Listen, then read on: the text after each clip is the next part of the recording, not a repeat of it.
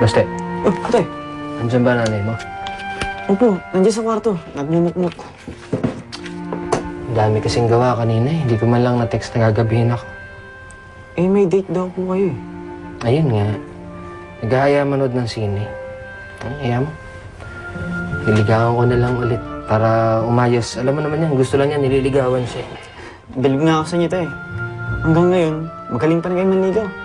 Sige. Ba, ikaw, naharana mo na ba yung haharanahin mo? Eh, medyo hindi mo, tay. Ha? Turuan niyo akong pumarma. Ano? Pinata ka na. Gusto mo nang pumorma, ha? Sige. Alam mo kung gusto mong mahulog sa'yo ng gusto ng loob yung babaeng ayaw mong pangalanan ng Cindy, ganito gagawin mo, ha? Hindi lang siya liligawan mo. Sino po? Sino pa? Ito yung mga mahal niya sa buhay. Ligawan mo yung pamilya niya. Pag nakita niyang mahal mo, yung mga mahal niya, yung tagalo ko na magugustuhan. Di ba? Oh, payong tatay yan, ha? Pero, bata pa kayo. Pati ang babaeng ayaw mong pangalanan ng Cindy, bata pa. Tay naman. Dahan-dahan, huwag mag-usap ng seryoso, ha? Opo, tay. Tuloy mo yan. Manliligaw lang ako at baka madali ako ng gusto. Oo, tay. Nagmumukmuk na. Kung Puntahan may niyo. oras pa, manonood kami. Teka. Daddy, alis sana ako mamaya eh. May papanood kasi akong movie. Assignment namin sa Filipino, pero huwag kayong mag-alala, kasama ko naman si Abs. O sige, Sabado naman eh. Huwag ka lang masyadong papagabi ah. Alam mo, gusto mo isama mo na si Baste? Si Baste? Oo, sagot ko na pang sine niyo. Sipag eh. Si Baste masipag? Okay, Sage. Aga-aga nandito ka. Nagulat nga rin ako eh. Parang mas maaga pa bumangon kaysa sa akin para linisin si Kimberly. Bakit?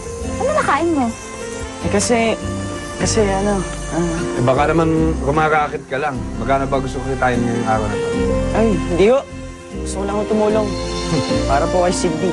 Sus, ang best friend ko. Nagpapalakas ka kay Daddy, no? Hindi kang favor? Galing manghula.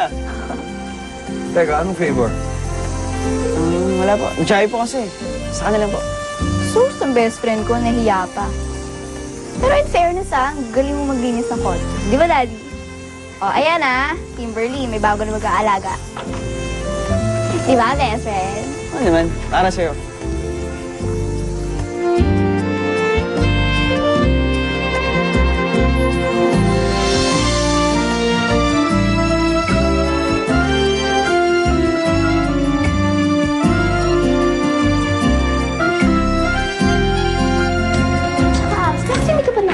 Di ba manonood tayo ng sine?